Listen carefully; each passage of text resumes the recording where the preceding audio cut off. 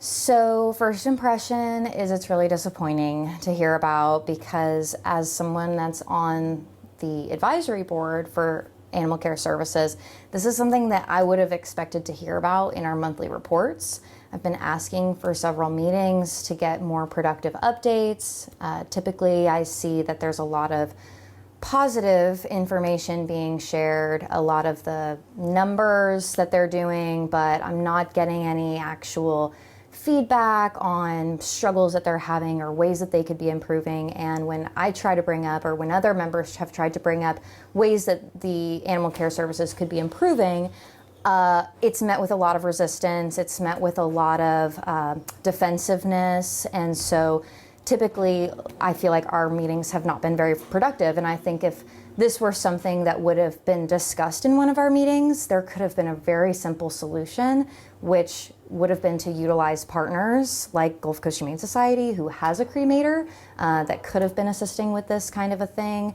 We do it for other organizations in the community. And so it's just really disappointing to hear about. Has Animal Care and Control ever reached out to Gulf Coast to do cremation before? It's possible that they have reached out for cremations. I could get you someone that would know a little bit better about that, but I don't know lately. I don't know that they have asked any time in the last 6 months. But they haven't asked in the last 6 months? Yeah, not that I'm aware of. Okay, but you would have been able to help. Absolutely. What could you have done? What could Gulf Coast could have done? So we have an on-site cremator, which we use for animals that unfortunately pass in our care, and we also offer cremation services to the public. So this is public information that we have a cremator on site. So if Animal Care Services was without a cremator, it would have been difficult for us to do every single animal that's euthanized at their facility, but we definitely could have at least done some. I know that there's other places in the community that also offer cremation services. It's not always the most cost effective, but I know as much as we could have done, we would have done it for free. That's enough, right? So you personally, you're obviously an animal lover. You work with them, you support them in your off time, you're part of a board. What do you think when you hear me tell you that animals were euthanized and just taken in plastic bags and dumped in the trash? It's really sad. I know that people are really attached to their animals, of course. And so you have to keep in mind that the people that dedicate their lives and their careers to working with animals are connected to those pets as well. So when animals are coming into a shelter like Animal Care Services, they're being fed and cared for every day by the staff.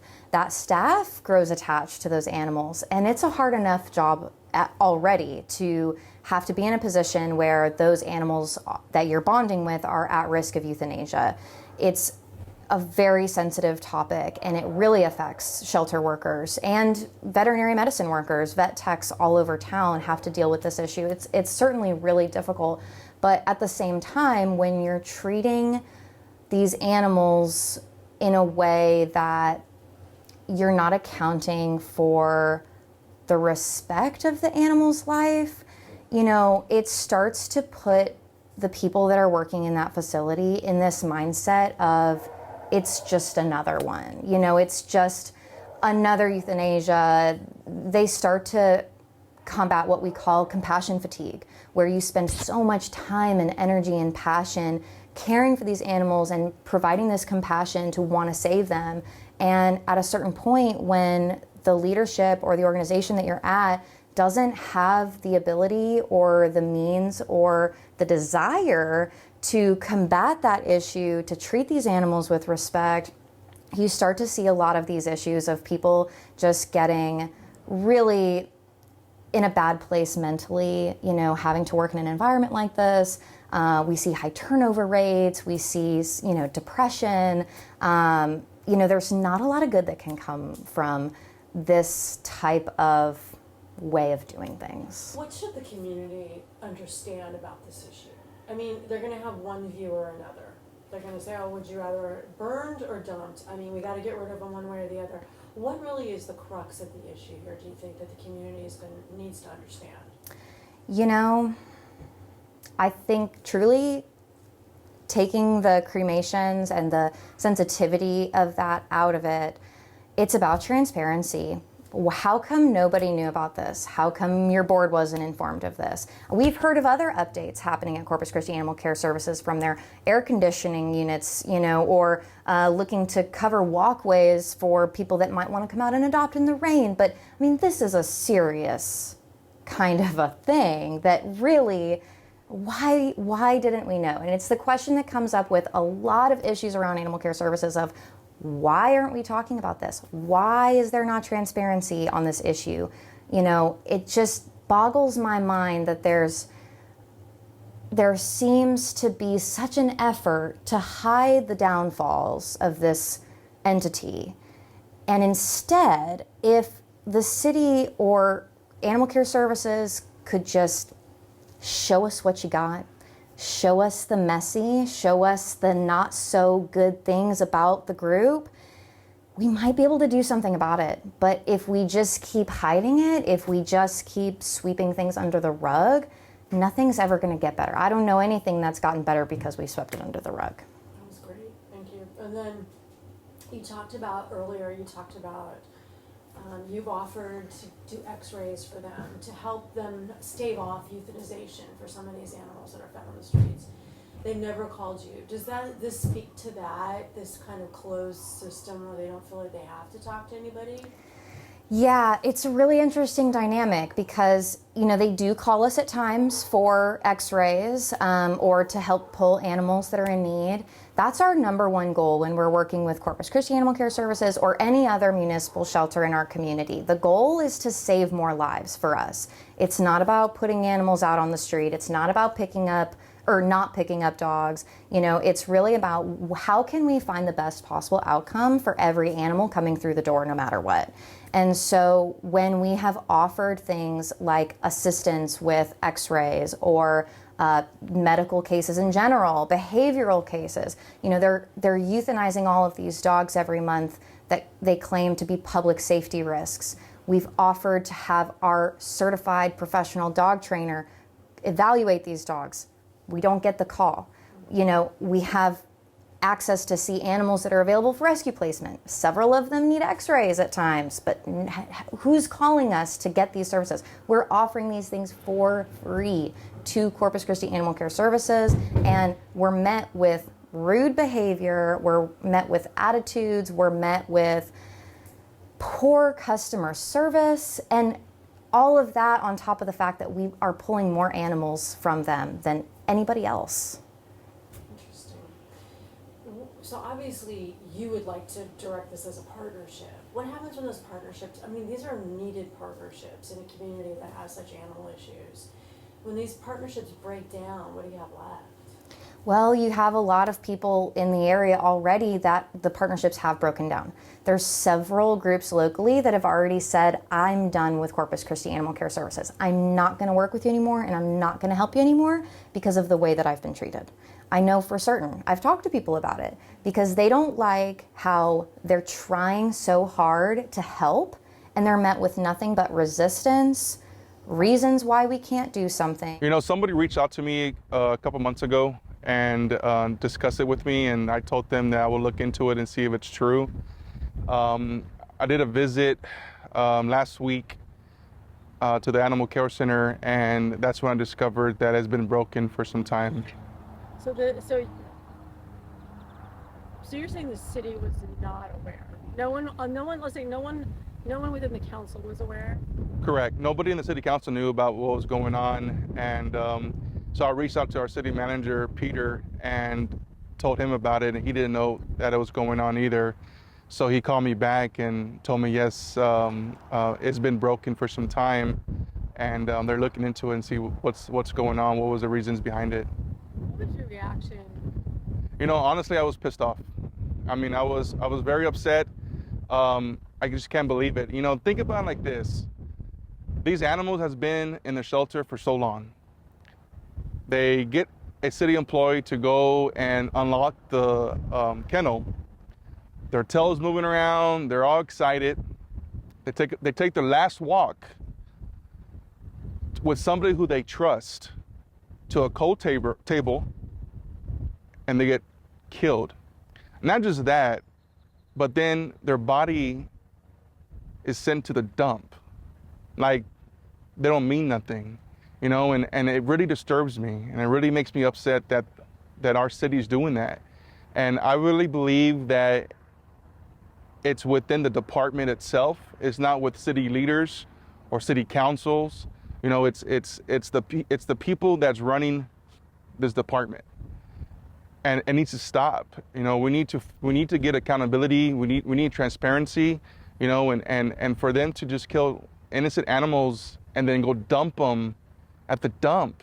I mean, that's just heartless. You know. So I was talking to the woman at the Gulf Coast, like I told you. She was huge on the transparency issue because Yeah. she was on the board and they didn't even tell her they in the board.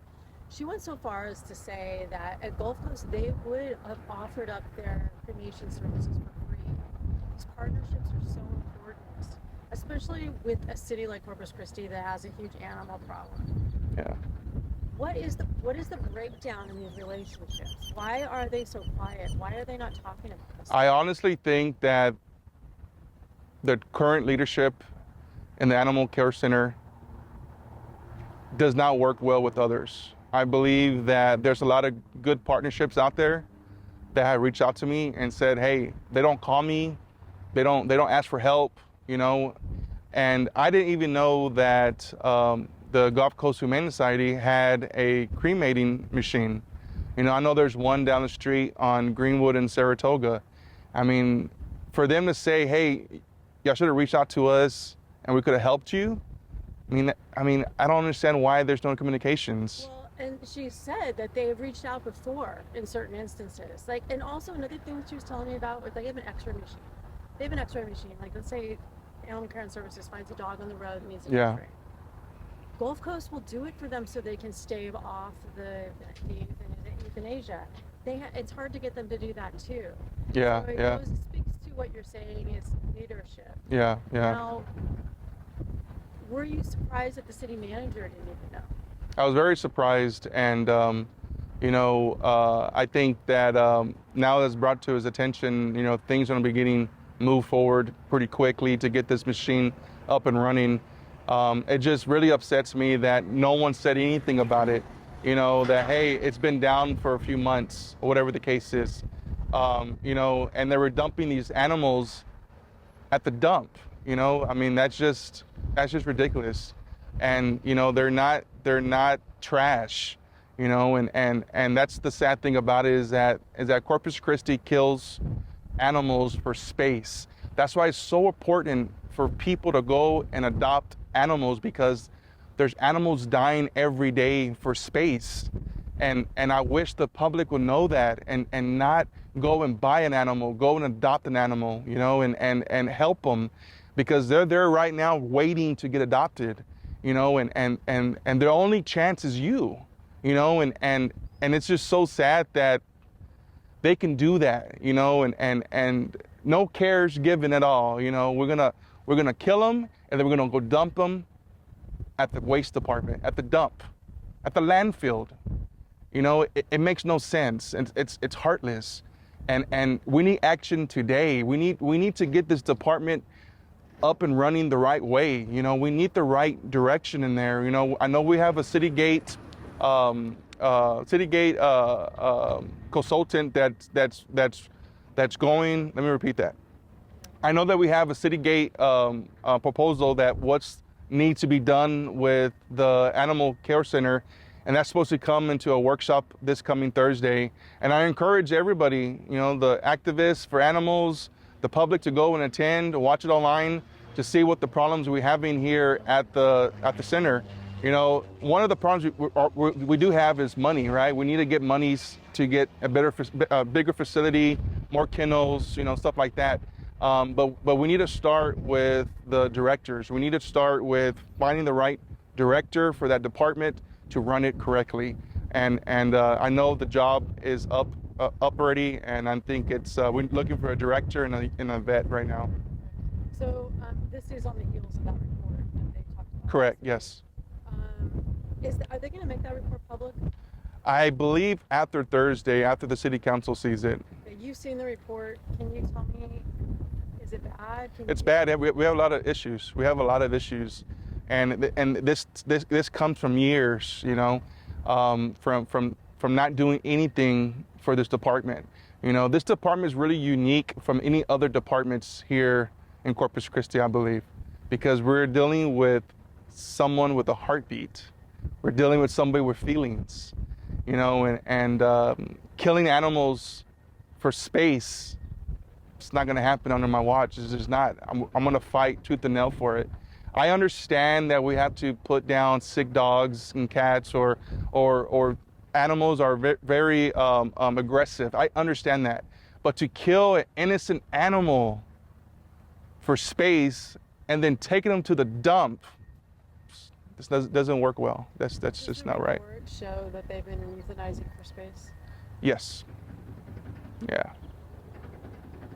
I believe the number is probably about 100 and some dogs and cats per month.